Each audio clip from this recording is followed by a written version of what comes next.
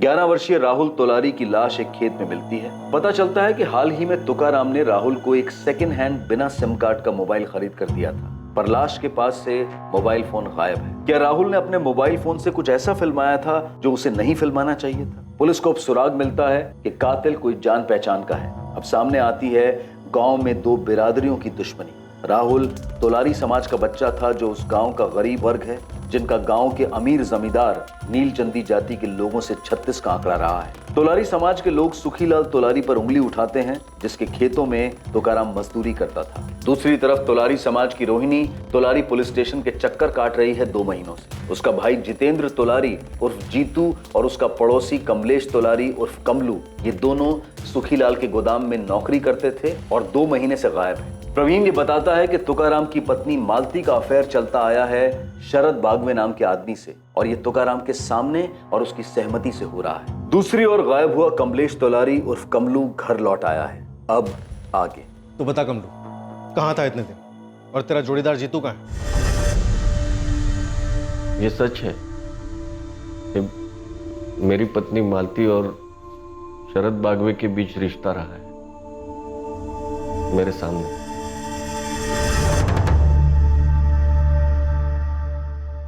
एक ही रात में पुलिस के हाथ 2 ऐसे एंगल्स लगे थे जो अब तक उनकी रडार में आए ही नहीं थे। एक, कमलू 4 महीने गायब रहने के बाद खुद घर लौट आया था, तो क्या सुखीलाल पर लगा आरोप सही नहीं था?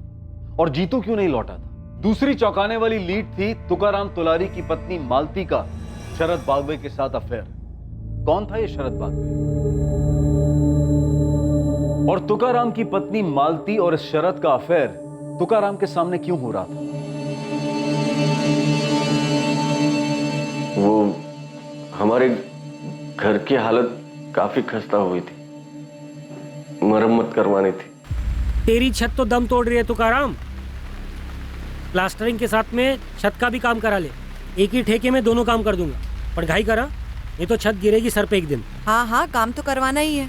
आप ये बताओ पैसे कितने लगेंगे? राहुल तू स्कूल जा, देरी हो जाएगी ना तो जा। बाबा सब चकाचक हो जाएगा ना? हाँ सब हो जाएगा, अभी तो जा, ध्यान से जाना। हाँ चल। प्लास्टरिंग, पेंटिंग और छत की मरम्मत सब कुछ मिला के 75,000 होंगे। मैं कम बेम करके 70,000 में कर दूंगा। बाप रे, लेकिन 70,000 रुपया नहीं है इस वक्त मेरे पास। मला माहिती है रे, और उसका भी बंदोबस्त कर दूंगा मैं। कैसे नवाब भाई? चिंता मत कर, शरद भाई आ गए ना तेरा काम। नवाब। अरे शरद भाई आ गए। शरद भाई नमस्ते। शरद भाई ये तुकाराम ये शरद भाई है, ये तुम्हारे लोन का बंदोबस्त करेंगे। तुकाराम ज्यादा घुमा फिरा कर बात नहीं करूँ। मैं सोलापुर के एक साहूकार कंपनी के लिए काम करता हूँ। नवाब ने 70 बोला, लेकिन मैं तुम्हारे लिए 1 लाख तक के लोन का बंदोबस्त कर सकता हूँ।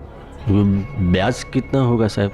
9.5%। हर महीने की दूसरी तारीख को मैं किस्त लेने आऊंगा। एक भी किस्त छूट नहीं सकती तुकाराम, एक भी नहीं। अगर मंजूर है तो पावसेर मंगाते हैं, वरना मैं चलता हूँ। पूरे सोलापुर में इससे अच्छी ऑफर नहीं मिलेगी। बहुत भला आदमी है। हाँ बोल दे तुकाराम। हाँ मंजूर है। पावसेर मेरी तरफ से। ये शरद बागवे जो भी है जी, मुझे तो ठीक नहीं लगता। पहली मुलाकात में ही आपको पिला करके भेज दिया।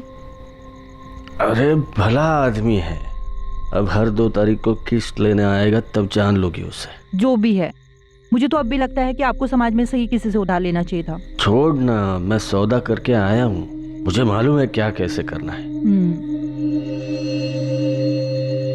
सुनना मालती, राहुल सो रहा है, जरा अंदर चले। बहुत दिन हो गया ना। मेरे सर में दर्द हो रहा है। अगले दिन से घर काम शुरू हो गया और 1 हफ्ते में पूरा हो गया, और फिर 2 तारीख भी आ गई। अरे नमस्ते। नमस्ते शरद भाऊ। नमस्ते। काम पूरा हो गया? हाँ जी हो गया। हाँ। मालती मेरी पत्नी। नमस्ते। सुंदर। हाँ? बहुत सुंदर काम किया है नवाब ने घर पे। हाँ हाँ। अच्छा काम की बात, किस्त तैयार है? हाँ हाँ बिल्कुल, आप बैठिए, मैं अभी लाया। चाय वगैरह? हाँ जरूर। अच्छा सुनो मालती, जी। तुम्हारे लिए मेरे घर के है, मैं हर नए घर में देता हूँ, रख लो। अच्छे लग रहे तुम्हारे हाथों में। मेरी पीठ पीछे क्या और कब शुरू हुआ मुझे नहीं पता चला साहब। मेरा एक ही मकसद था, ज्यादा से ज्यादा मेहनत करूं, पैसे बचाऊं, ताकि मैं मेरे राहुल को कुछ अच्छा बना सकूं। अरे बाबा देखिए ना, शरद काका मेरे लिए क्या लाए। बहुत ही बढ़िया किताब है। अरे वाह। और उनके मोबाइल में बहुत सारे गेम्स हैं। हाँ? और उन्होंने मुझे खेलने भी दिया। बढ़िया है, बढ़िया है। मालती, किश्त दे दी ना ठीक से? हाँ। ये शरद भाऊ हर बार ही फूल ले आते हैं। और हर बारी मेरे लिए भी कुछ लाते हैं। हाँ? बाबा एक पुराना फोन खरीद के दो ना बाबा, सिर्फ गेम्स के लिए। अभी नहीं बेटा, पहले ही शरद भाऊ की सारी किश्तें पूरी होने दे, उसके बाद ला दूंगा, ठीक है? पक्का? हाँ रे बाबा पक्का। अब एक गिलास पानी पिलाएगा बाबा को? हाँ। जा। 12 में से 6 किश्तें पूरी हुई थी, सब ठीक ठाक चल रहा था। कम से कम मुझे तो ऐसे ही लगा था।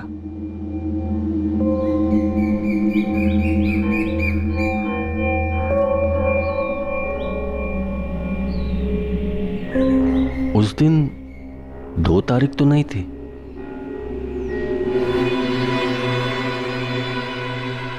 जी किया था दोनों के टुकड़े टुकड़े कर दूं वही के वही।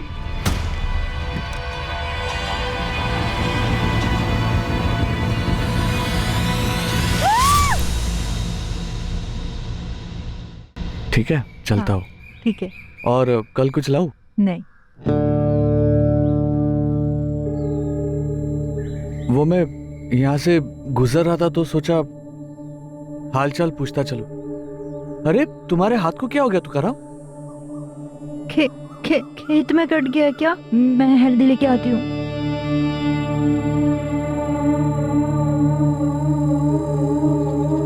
तुकाराम आज रात को 8 बजे मिल मुझे ठेके पर।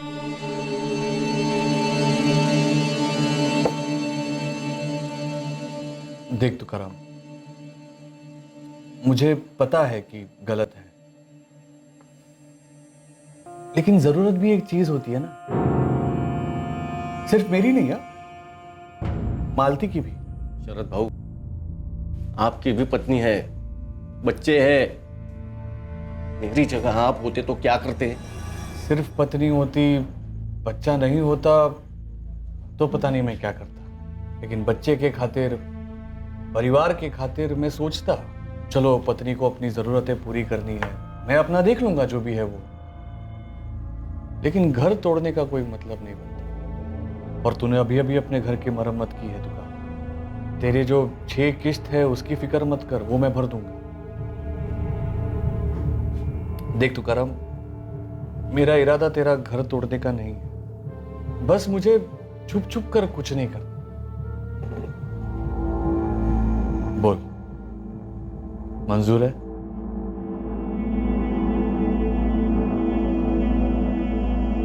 घाव संभाल, अभी नया है, थोड़े दिन में भर जाएगा। लालच था, मजबूरी थी, डर था, पता नहीं क्या था, शायद सब था, पर मैंने मेरी पत्नी और उसके प्रेमी का रिश्ता कबूल कर लिया।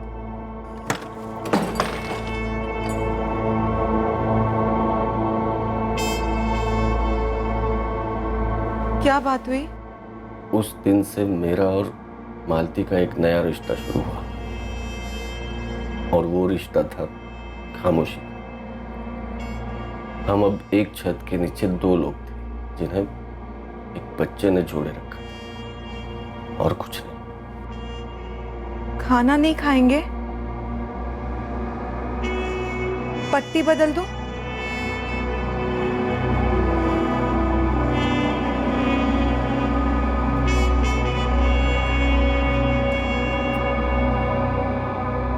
मजा आ ले ये। मजा आ ली काका। मजा आली? हाँ, अगली बार तुझे और दूर ले जाऊंगा। और एक दिन तुझे चलाना भी सिखाऊंगा, ठीक है? बाय काका। बाय। थोड़े ही दिनों में एक आदत सी हो गई, सिर्फ राहुल के बारे में सोचना, सिर्फ उसके लिए जीना। बाकी सब कुछ मानो तो एक पूरा सपना था, और उस पूरे सपने की आदत हो गई मुझे। उसे मैं झेल लेता सिर्फ अपने राहुल के लिए, और अब राहुल को ही मार डाला। साहिब, मुझे लगता है उस साले शरद ने ही मारा है हमारे राहुल को। नहीं, क्यों नहीं? तुम्हें कुछ और पता है या कुछ छुपा रहे हो हमसे? अब क्या छुपाऊंगा साहब, सब कुछ तो खत्म हुआ है। कुछ नहीं खत्म हुआ है। जब तक राहुल का कातिल नहीं मिलता हमारे लिए कुछ भी खत्म नहीं हुआ है। तुकाराम, तुमने बताया था कि शरद बागवे और राहुल की अच्छी जमती थी। हाँ।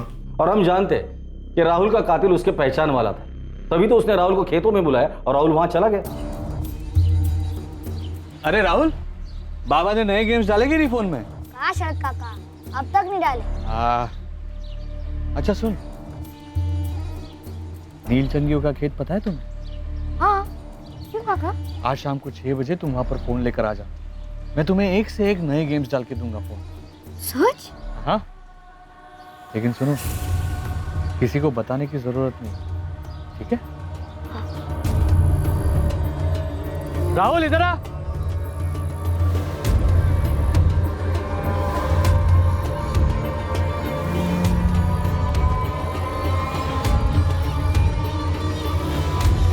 ला फोन दे, मैं गेम्स डाल देता हूँ।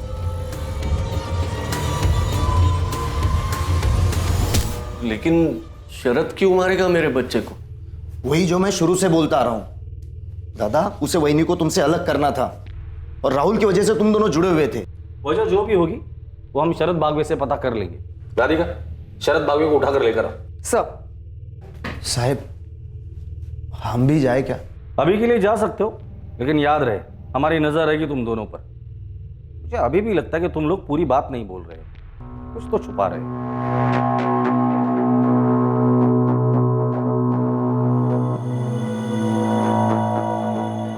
क्या बोला कमलू ने? कह रहा है कि वो भागा ही नहीं था। भागा नहीं था तो कहां था पिछले 4 महीने से? और तेरे बाप ने मिसिंग कंप्लेंट क्यों दर्ज की? साहब, उस सुखीलाल नीलचंदी के घर चोरी हुई, तब आप लोगों ने मुझे बेकार में इतना तोड़ा। इसके बाद मेरे खिलाफ कुछ साबित नहीं हुआ, लेकिन सुखीलाल के गोदाम में काम करने के लिए मन नहीं कर रहा था साहब। इस गांव से ही बाहर निकलना चाहता था, इसलिए मैं दिल्ली चला गया। क्या काम कर रहा था दिल्ली में? कहाँ काम कर रहा था? पहाड़गंज में एक ढाबा है, रोलीदा ढाबा, वहां बैटरी का काम कर रहा था। ऐसा कितना बिजी था जो घर पे एक भी फोन नहीं कर सकता था तू? और पिछले 4 महीने से तेरा फोन भी स्विच ऑफ था। साहब, वहां जाते मेरा फोन खराब हो गया, टाइम ही नहीं मिला रिपेयर करने के लिए। आपको नंबर देता हूँ ढाबे का, पूछ लीजिए रोली सेठ से। नंबर लिख। तो वापस क्यों लौटा? अब वापस नहीं लौटा हूँ साहब, 1 हफ्ते की छुट्टी पर आया हूँ। और तेरा जोड़ीदार जीतू, वो भी उसी ढाबे पे काम कर रहा था, उसे भी छुट्टी नहीं मिली। उसका फोन भी खराब था पिछले 4 महीने से। मुझे नहीं पता साहब जीतू कहाँ है, मैं अपने से अकेले गया था दिल्ली। पिछले 4 महीनों से उससे बात तक नहीं हुई मेरी। लगता पिछली बारी तुम दोनों की ठीक से खातिरदारी नहीं की थी हमने। तुझे क्या लगता है हम लोग इतने मूर्ख हैं तो तेरी बातों में आ जाएंगे? हाँ साहब, मैं झूठ नहीं बोल रहा हूँ साहब, मुझे नहीं पता जीतू कहाँ है। आपको नंबर दिया, आप रोली सेठ को फोन करके पूछ लीजिए। और फिर से अगर मुझे मारा ना साहब तो मैं वकील करूंगा और मेरे पूरे समाज को इकट्ठा करूंगा। धमकी दे रहा है पुलिस को? खुद की इज्जत और जान बचाने को आप धमकी कहते हो तो इसे धमकी समझ लीजिए साहब। दिल्ली वाले ढाबे के मालिक ने क्या कहा? वही बोला जो कमलू कह रहा है सर। मैंने वहां की पुलिस को डबल चेक करने के लिए कहा है। चलो मान लेते ये कमलू सच भी बोल रहा है, लेकिन उसी रात ये जीतू कैसे गायब हो जाता है और पिछले 4 महीने से नो कांटेक्ट जोन में है, और दोनों के परिवार एक साथ मिसिंग कंप्लेंट कैसे दर्ज कर सकते हैं? सर, दोनों परिवारों पर नजर रखना बनता है, कुछ तो खटक रहा है।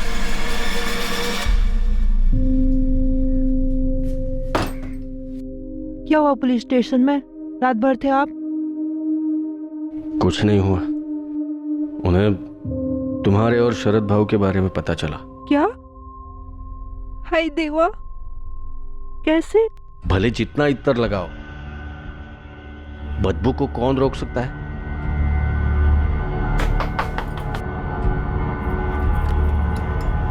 मालती, जी कुछ पता चला मेरे बेटे के कातिल के बारे में? थाने बुलाया तुम्हें साहब ने। बहू, सुना आपने? कमलू घर आ गया है, दिल्ली में था और वो पुलिस वालों को बोला कि वो खुद से गया था। और इतने दिनों से वो लोग बाबा को विलेन बना रहे थे, अब तो सच में ही कुत्ते को गायब कर देना चाहिए। चुप, क्या समझो वेला, बेची की तरह जबान चल रही है इसकी आजकल। चल आज जा, मुंह को गुटला। अरे महेश ऐक ना, अरे बेटा सुन। रो जीतू, उसका क्या, वो भी लौटा है? कमलू, पुलिस ने जीतू के बारे में कुछ बताया? वो मुझे कुछ क्यों बताने लगे? सिर्फ जीतू के बारे में कुछ आड़े टेढ़े सवाल किए जा रहे थे। सर आप हमसे ऐसे सवाल क्यों पूछ रहे हो जिनके जवाब आप पता कर चुके हो? क्योंकि हर मुंह से निकला हुआ जवाब एक नया सच होता है शरद बागवे। पिछले 1 साल से तुकाराम तोलारी की बीवी मालती के साथ तुम्हारा अफेयर चल रहा है। जी। क्या राहुल ने तुम दोनों का ऐसा कोई वीडियो बनाया था जो किसी को देखना नहीं चाहिए था? क्या बकवास कर रहे हैं सर? ऐसा कुछ नहीं हुआ था। शरद, क्या तुमने राहुल को मार डाला खेतों में बुलाकर? क्या अनाप शनाप बक रहे हो सर आप? वो बच्चा मुझसे प्यार करता था। और शरद क्यों मारेंगे राहुल को? 10 जून की शाम को तुम कहाँ थे शरद? सर मैं मालती के साथ था, उसी के घर। शरद जी आप जरा बाहर देख के आएंगे क्या कि राहुल आ गया कि नहीं? 1 घंटे पहले आ जाना चाहिए था। मालती, अगर मैं अभी बाहर जाऊंगा तो लोग देख लेंगे। हाँ ठीक बात है, मैं चली जाती हूँ, देख के आती हूँ। आप अंधेरा हो जाए तो निकल जाइएगा। हाँ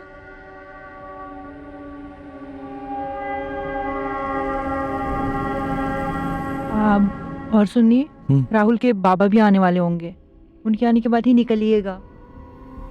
मैं आती हूँ। मैडम, मैं वहाँ आधा घंटा बैठा रहा, फिर तुकाराम वहाँ आया। नमस्ते शरद बाबू, ये राहुल और मालती कहाँ है? वो राहुल शाम से घर नहीं लौटा है, तो मालती उसे ढूंढने गई। क्या? मैं भी जाकर देखता हूँ। रुक तुकाराम, अंधेरा हो गया, मैं भी निकलता हूँ। बस यही हुआ था मैडम, यही सच है। क्या मेरे पति ने कहा कि शरद ने राहुल को? देखिए, हमसे किसने क्या कहा ये बात मायने नहीं रखती। हमें शक था, पूछ लिया। तुकाराम मुझ पर कभी उंगली नहीं उठाई। मैं जानता हूँ आपके कान उसके भाई प्रवीण ने भरे होंगे। वो मुझे पहले से पसंद नहीं करता था। आप इतना सब पता लगा रहे हैं तो आपने ये भी पता लगा ही लिया हो कि तुकाराम और प्रवीण के बीच में जमीन को लेकर मसला था। तो तुम्हारा कहना है कि प्रवीण ने राहुल को मारा हो? सर वो मुझ पर बेवजह उंगली उठा रहा था, शायद उसी में कुछ खोट हो। नहीं साहब, मैं नहीं मानती कि प्रवीण ने कुछ भी किया है। तो तुम्हें किस पर शक है? मुझे नहीं पता साहब। देखिए सर, मालती के साथ रिश्ता बनाकर मैंने शायद गलत किया, लेकिन मेरा यकीन कीजिए, इसके अलावा मैंने कुछ गलत नहीं किया। इस रिश्ते की वजह से जीते जी मेरा पति मुझसे अलग हो गया और इकलौता बेटा खोया है मैंने। इस रिश्ते की वजह से वजह क्या बताऊं? मेरे पापों की सजा मिल रही है मुझे, और कुछ नहीं। आप लोगों का निजी जिंदगी में क्या चलता है उससे हमें कोई लेना देना नहीं, हमारा ताल्लुक भी नहीं। लेकिन उसका साया अगर इस केस में, राहुल मर्डर केस में दिखाई दिया तो इस केस से जुड़े सभी निजी रिश्तों की बाल की खाल उतार दूंगा। साहब कमलू तो लौट गया, लेकिन मेरा भाई जीतू कब तक लौटेगा? जब लौटेगा तो पूछ लेंगे उससे। आप हल्के में ले रहे हो साहब, मैं दावे के साथ कह सकती हूँ उस सुखिला ने कुछ कर दिया मेरे जीतू के साथ। तुम इसी दावे के साथ कमलू के बारे में भी बोल रही थी रोहिणी? क्योंकि दोनों एक ही दिन गायब हुए थे साहब। कमलू लौटा तो उसके घर वालों के अच्छे नसीब, लेकिन हम लोग ऐसे आस लगाकर कब तक बैठे रहेंगे साहब? मालती, अब हम नहीं मिलेंगे। तुकाराम सही कह रहे थे, बदबू कभी छुपाई नहीं जा सकती। शरद बागवे और मालती तोलारी। सर लेकिन मालती तो माँ है। पता है मुझे, राधिका कम होता है ये सब, लेकिन ये तब होता है जब अवैध रिश्ते का जुनून माँ के रिश्ते को भी निगल जाता है। रेयर केसेस है, लेकिन हमने देखे हैं। जी सर। लेकिन शरद बागवे तो प्रवीण तोलानी की तरफ इशारा कर रहा है। राधिका, इन सबके कॉल रिकॉर्ड निकालो और अच्छे से स्कैन करो। इन सबके पीछे खबरी लगा दो, कोई भी आउट ऑफ रडार नहीं होना चाहिए। 2 और महीने बीत गए, लेकिन राहुल के कत्ल की इन्वेस्टिगेशन में कोई खास बढ़ोतरी नहीं हुई। सभी मुमकिन संदिग्धों के कॉल रिकॉर्ड स्कैन हुए, फोन लोकेशन स्कैन हुए, पर कहीं से कोई सुराग सामने नहीं आया। तुकाराम और मालती के पड़ोसी चौंक गए थे ये जानकर कि मालती का 1 साल से शरद बागवे के साथ अफेयर चल रहा था। मेरी बात सुनो सुप्रिया, सुप्रिया सुनो तो सही। शरद बागवे की अपनी पत्नी भी इस अफेयर के बारे में जानकर बुरी तरह से हिल गई। खबरियों की तरफ से भी किसी भी संदिग्ध के बारे में कोई खास जानकारी नहीं आ पाई। रोहिणी अपने लापता भाई जीतू के बारे में जानने के लिए लगातार पुलिस स्टेशन के चक्कर काटते जा रही थी और सुखीलाल नीलचंदी पर आरोप लगाए जा रही थी। दूसरी ओर कमलेश अपनी छुट्टी पूरी कर वापस दिल्ली लौट गया अपने काम पर। उसे रोक कर रखने के लिए पुलिस के पास कोई सबूत नहीं था। और वहीं बच्चे को खोने के बाद तुकाराम सभी रिश्तों से परे जाने लगा था, पर अंदर ही अंदर वो घुट रहा था, कुछ छुपा रहा था। राहुल का कत्ल एक शातिर साजिश का परिणाम था और इस साजिश के पत्ते बहुत जल्द खुलने जा रहे थे।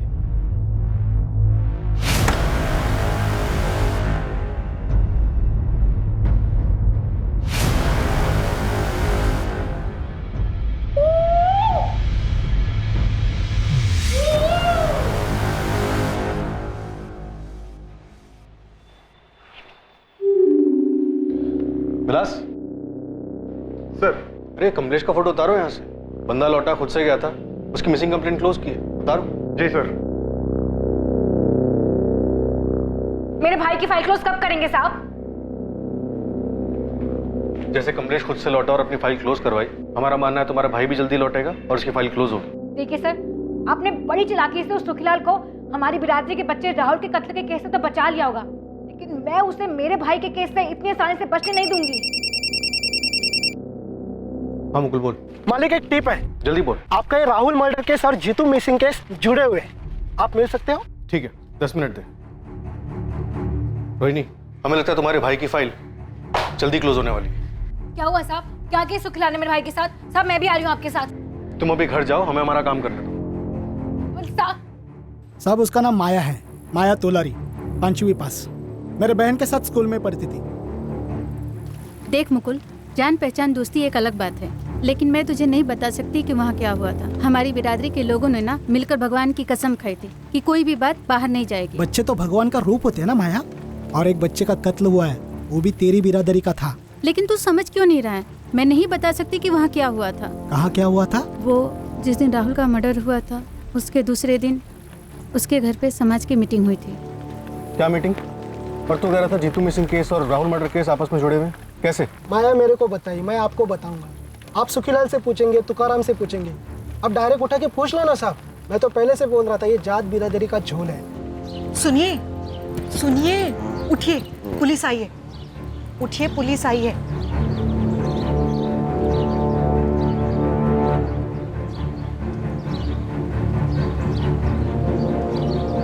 पता चला किसने मारा मेरे बेटे को? वो तो तुम हमें बताओगे तुकाराम।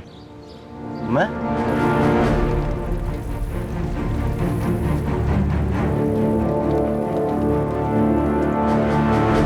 तुकाराम, 11 जून को दोपहर को तुम्हारे घर पर मीटिंग हुई थी तुम्हारे तोलारी समाज की। जी, उसके एक दिन पहले तक मेरा राहुल जिंदा था और आज हम उसी के कातिल को ढूंढ रहे हैं। उस मीटिंग में क्या हुआ था वो बताओ ना। मैं तो कुछ सुन भी नहीं रहा था और राहुल के अलावा मुझे कुछ दिख भी नहीं रहा था। तुकाराम, मालती, तुम्हारे राहुल को खोने का दर्द हमारे पूरे तोलारी समाज को है। तुम्हारा छोटा भाई प्रवीण तो तुम्हारे साथ है ही, हम सब भी हैं। तुम्हें इंसाफ मिलने तक हम चुप नहीं बैठेंगे। ओम प्रकाश भाऊ, आप हमारे समाज के मुखिया हैं। आप ही पुलिस को सीधा सीधा जाके बता क्यों नहीं देते कि कौन है इस सबके पीछे? हम सब जानते हैं कि सुखीलाल नीलचंदी का किया करा है। रोहिणी, तुम्हें बीच में बोलने को कहा है किसी ने? समाज में नीलचंदे को हमसे कितना प्यार है हम सबको पता है, और कोई मुंह खोलने को तैयार ही नहीं है। पर किसी को तो बोलना पड़ेगा ना। मेरे भाई जीतू को खा गए वो लोग। उधर देखिए, सुरेश भाऊ के कमलू को भी खा गए। जिसका कोई जाता है वही जानता है। एक मिनट, बघा ओम प्रकाश भाऊ, क्या हमें पक्का मालूम है कि सुखीलाल सेठ ने मेरे बच्चे को मरवाया? कोई और भी तो हो सकता है नहीं? कोई और मतलब? साफ साफ कहो तुकाराम, डरो मत। हम काहे का डर भाऊ? मैं ये कह रहा हूं कि कातिल कोई और भी हो सकता है, हमारे बीच में से हो सकता है। तो उसका नाम लो तुकाराम दादा, बोलो। हाँ तुकाराम, नाम लो।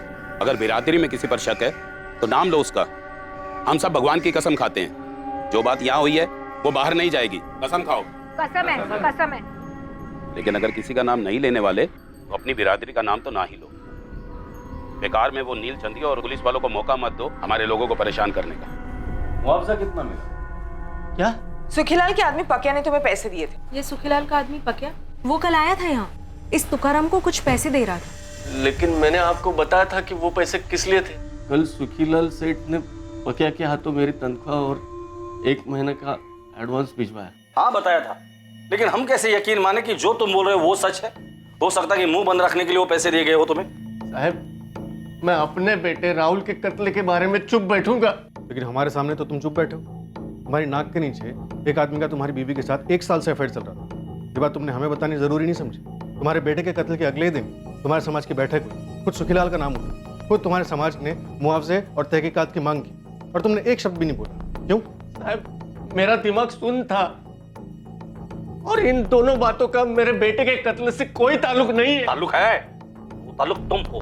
क्या कह रहे हो आप साहब? तुम अपनी बीवी मालती से नफरत करने लगे थे, इतनी नफरत कि उससे ताल्लुक रखने वाली हर चीज से तुम्हें नफरत हो गई। और राहुल, वो तो उसी की कोख से पैदा हुआ था। नहीं नहीं साहब, ये आप बोल भी कैसे सकते हो? ये हम नहीं बोल रहे, तुम्हारी खामोशी बोल रही। और तुकाराम, खामोशी का मतलब हम लोग झूठ समझते हैं। कातिल राहुल की जान पहचान वाला था, उसने राहुल को खेत में बुलाया और वो गया। और राहुल को खेत में बुलाने वाला और कोई नहीं बल्कि तुम थे। बाबा, आपने मुझे यहाँ क्यों बुलाया? आप मुझे तोहफा देने वाले थे ना? आपने मेरे लिए नया गेम लाया, लेकिन वो मेरे मोबाइल में कैसे डालेंगे? आंखें बंद कर।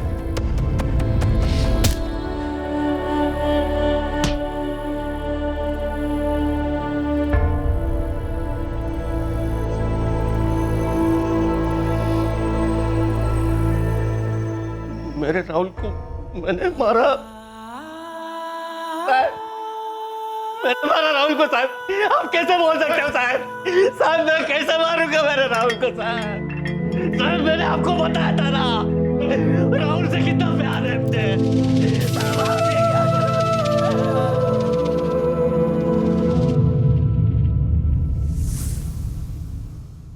तुमने राहुल को नहीं मारा तो फिर किसने मारा तुकाराम? मुझे नहीं पता। चुप रहने के लिए सुखीलाल ने धमकी दी थी या समाज ने फरमान दिया था? तेल लेने गया समाज का फरमान। वो हर दूसरे दिन हर दूसरी बात पर जारी होते रहते हैं।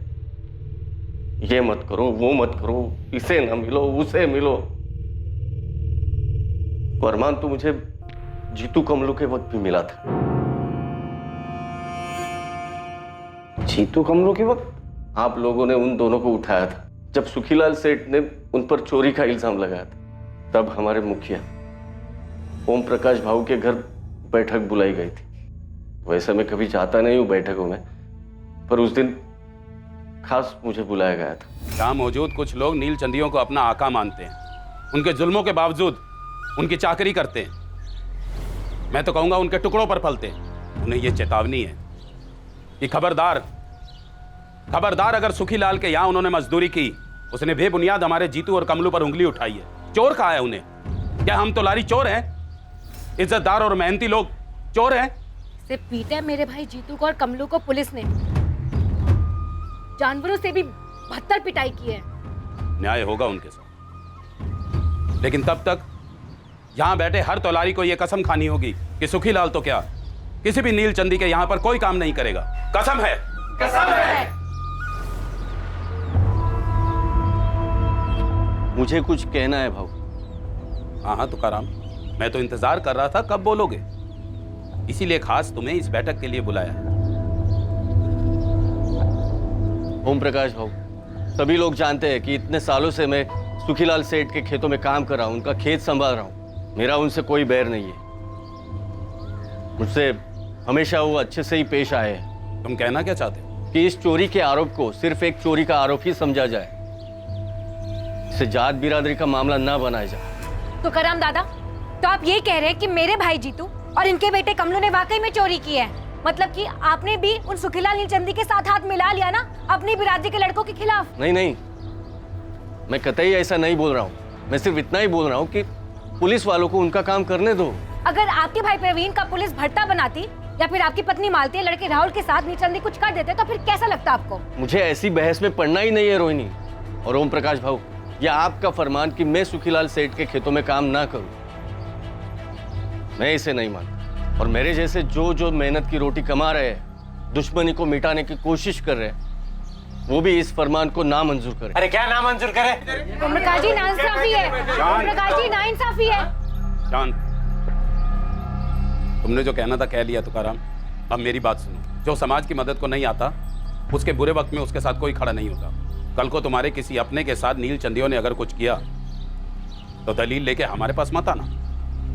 ओम प्रकाश भाऊ, समाज के सभी भाई बहनों, अभी आप सभी गुस्से में हो, तेवर चढ़े हुए हैं, इसलिए सिर्फ मैं यही कहूंगा कि दुश्मनी दो धारी तलवार है। दुश्मन का गला भले काट लो, दूसरी तरफ से खुद का ही गला कटता है।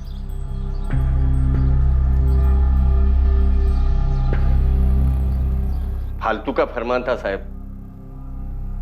कुछ लोगों ने नहीं सुना। कुछ लोग छुप छुप के काम करते रहे और खुद जीतू और कमलू छूटने के बाद वही सुखीलाल सेठ के यहाँ काम करते रहे और 6 महीने बाद गायब हो गए। मुझे नहीं पता वो गायब हो गए या खुद से ही गए या क्या हुआ।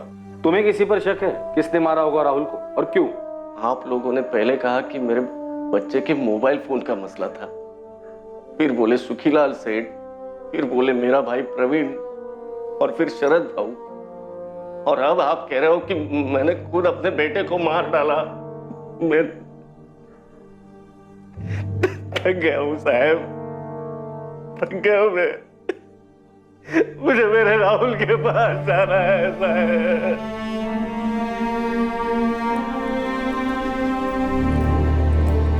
जीतू और कमलू का गायब होना और राहुल मर्डर केस, दरअसल ये दोनों केसेस ओम प्रकाश, तुकाराम और सुखीलाल से जुड़े हुए हैं। शास्त्री, तुम सुखीलाल के घर जाकर उससे बात करो और राधिका तुम ओम प्रकाश के घर जाके, लेकिन संभल कर। ध्यान रहे कि ये दोनों अपने अपने समाज की अगुवाई करते हैं।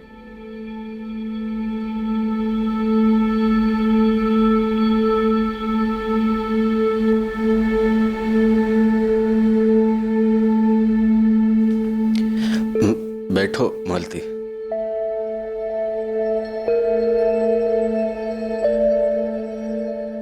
पता है मालती, आज पुलिस थाने में उन्होंने क्या कहा? क्या? बोले मुझे तुमसे इतनी नफरत है कि मैंने वो नफरत तुम्हारे बेटे राहुल पर निकाली। मैंने राहुल को मार डाला मालती, ऐसे बोले। कीड़े पड़े उन्हें। आपके जैसा पिता इस दुनिया में नहीं है। लेकिन मैं एक अच्छा पति नहीं बन सका। और मैंने जो रेखा पार की उसकी माफी इस जन्म में नहीं है। पर आपने बड़ा दिल रखा। क्या बड़ा दिल? मैंने लालच की रेखा पार की थी। मुझे भी इस जन्म में कोई माफी नहीं है, लेकिन बेटा हम दोनों ने खोया है। उम्मीद करते हैं जहां भी होगा हमें माफ कर देगा।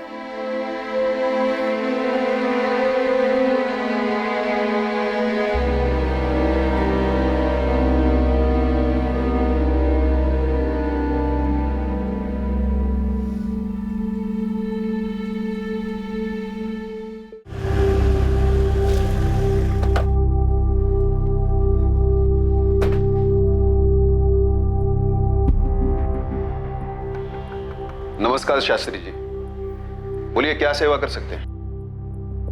सीधा सवाल है सुखीलाल जी, राहुल तुलारी को किसने मारा? सुखीलाल नीलचंदी के खिलाफ सबूत इकट्ठा करना आपका काम है मैडम, लेकिन एक बात जरूर कहूंगा दावे के साथ, मेरी बिरादरी से ऐसा कोई नहीं है। अरे कोई अपनी बिरादरी के बच्चे को कैसे मारेगा? बच्चा तो मारा गया है ओम प्रकाश जी, और सुखीलाल के खिलाफ हमें कोई सबूत भी नहीं मिला।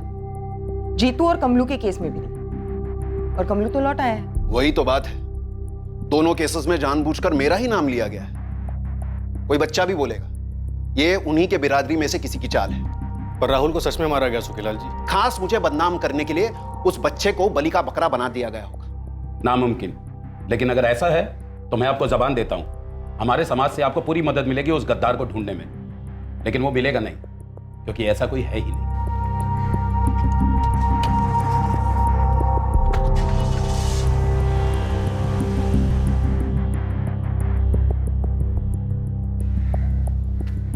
पापा क्या बोल रहा था पुलिस वाला? मैंने तुमसे कहा है ना महेश, इस मसले में ना पड़ो। ये मसला मुझे विरासत में मिला है बाबा, जैसे आपको और दादाजी को मिला था। इसलिए मुझे जानना है कि हो क्या रहा है। अभी तक इस केस में क्या हुआ था और क्या हो रहा था, इस पर इन्वेस्टिगेशन की पकड़ पक्की नहीं रही थी। लेकिन बहुत जल्द इन्वेस्टिगेशन की गुलेल का निशाना सही जगह पर लगने जा रहा था और खुलने वाले थे कुछ ऐसे पत्ते जिनके बारे में अब तक किसी को भनक नहीं थी। सर, मैंने इस ओम प्रकाश का बैकग्राउंड निकलवाया, उसका ट्रैक रिकॉर्ड क्लीन है, लेकिन अपने बिरादरी में थोड़ा शोर ड्रामा करता रहता है, पर ले देकर शांति बनाए रखा है। सुखीलाल के बारे में भी यही पता चला है सर। बच्चा तुकाराम और मालती ने खोया, जो इस वक्त हमारे संदिग्ध नहीं है। शरद भी आउट, प्रवीण आउट, सुखीलाल और ओम प्रकाश हमारे रडार पर नहीं है।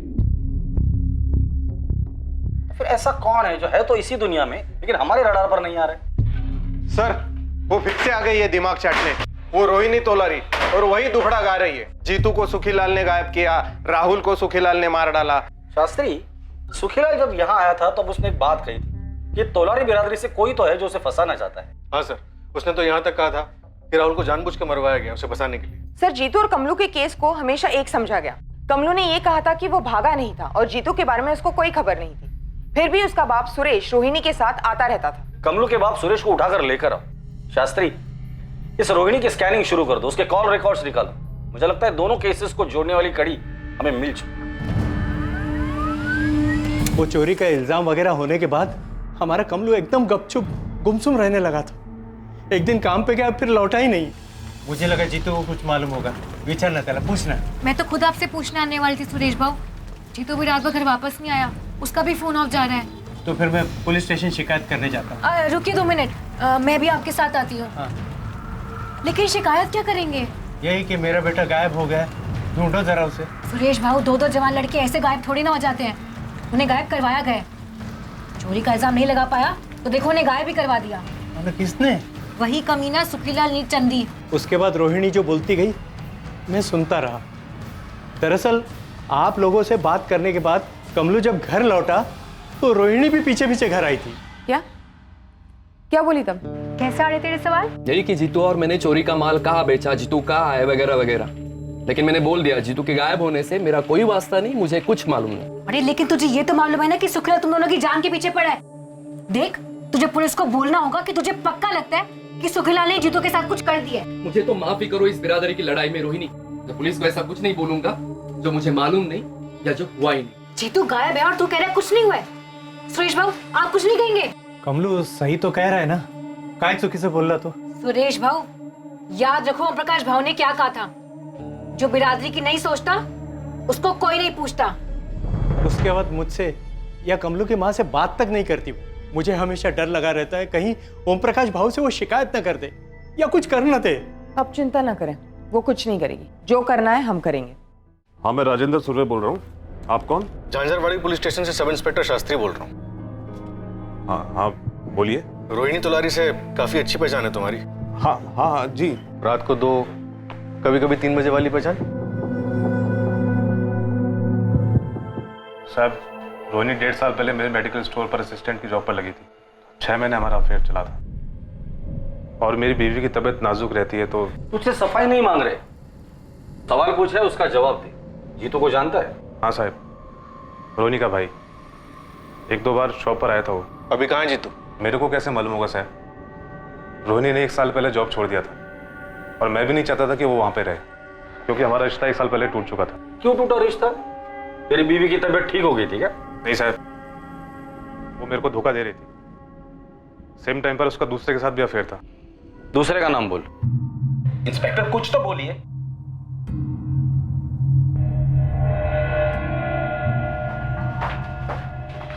नहीं है सर।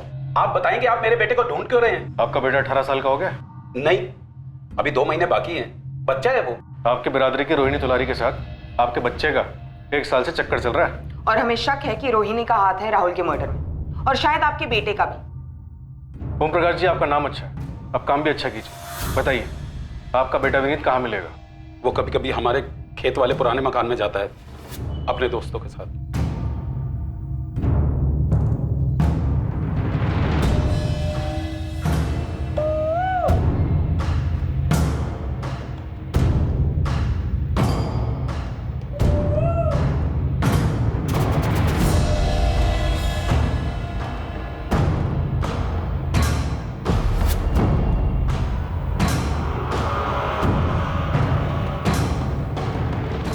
याला म्हणतात मजा।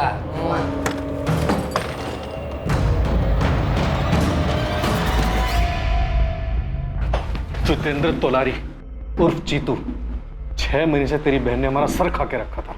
कहाँ है जीतू, कहाँ है जीतू? अब हम तुम तीनों का सर खाएंगे। ले चलो। साहब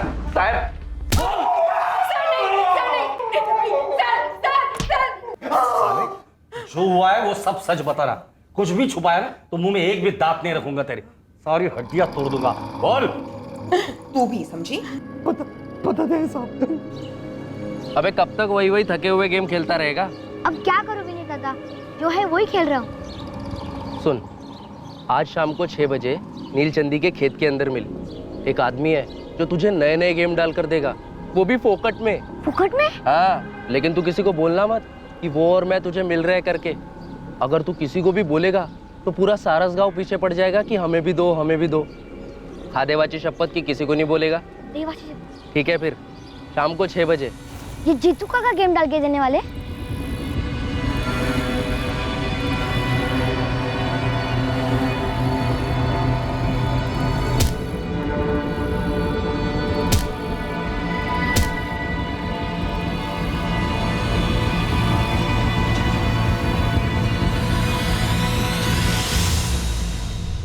विनीत, रोहिणी और जीतू ने अपना जुर्म कबूल किया।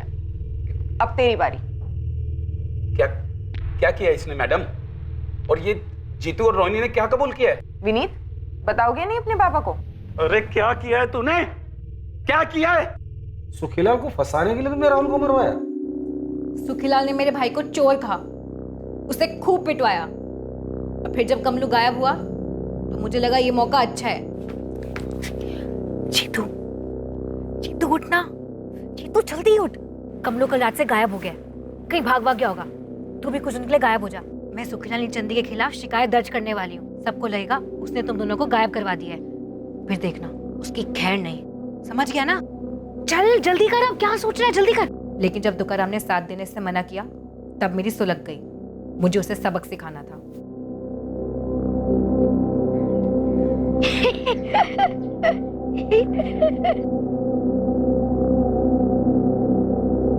विनीत मेरी जेब में था, इसलिए वो तुरंत मान गया। जीतू को भी गुस्सा था सुखीलाल पर, और अब तुकाराम पर भी। हमने प्लान बनाया और मार डाला राहुल को। एक दूसरे बिरादरी के आदमी को बदनाम करने के लिए तुमने अपने ही बिरादरी के 11 साल के बच्चे को मार डाला, ताकि दोनों बिरादरियों में झगड़ा हो जाए। सिर्फ इसलिए कि तू उसके साथ सोता है।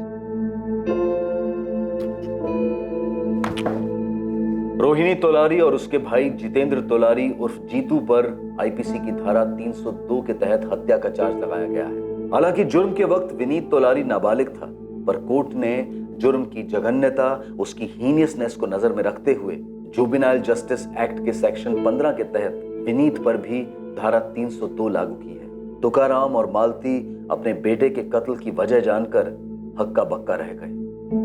ओम प्रकाश को भनक तक नहीं थी कि राहुल के कातिलों में एक उसी का नाबालिग बेटा विनीत था। सुखीलाल इस बात को हजम नहीं कर पा रहा है कि उससे बदला लेने के लिए रोहिणी ने एक मासूम बच्चे को मार दिया। दूसरी तरफ उसके घर हुई चोरी का केस अब तक हल नहीं हो पाया है। इन्वेस्टिगेशन जारी है। रोहिणी तोलारी ने गुलेल के एक पत्थर से 2 निशाने लगाने की कोशिश की। एक निशाना था दुश्मन बिरादरी के सुखीलाल से बदला लेना, दूसरा मकसद था अपनी ही बिरादरी के तुकाराम को गहरा घाव देना। क्योंकि उसने अपनी बिरादरी के फरमान का अनादर किया था। सुखीलाल का जीतू और कमलू पर चोरी का आरोप लगाना शायद जल्दबाजी में लिया गया फैसला था, लेकिन जीतू को न्याय दिलाने के लिए उसकी बहन रोहिणी ने ऐसा घोर अन्याय का रास्ता चुना जो समझदारी की सारी परिभाषाओं का अनादर करता है। दुनिया में भड़काने वालों की कमी नहीं है, लेकिन किस हद तक भड़कना है, किस हद तक अपनी ईमानदारी और अपनी सच्चाई के साथ समझौता करना है, यह हर इंसान को सोच समझ कर तय करना है। अपने जमीर और अपने विवेक पर होने वाले वार से सतर्क रहना है। अब मैं अनूप सोनी आपसे विदा लेता हूं, फिर मुलाकात होगी एक और नए केस के साथ। और याद रखें, क्राइम और आपके बीच में सिर्फ इतना फर्क है कि आप कितने सतर्क हैं। सतर्क रहें, सुरक्षित रहें। जय हिंद।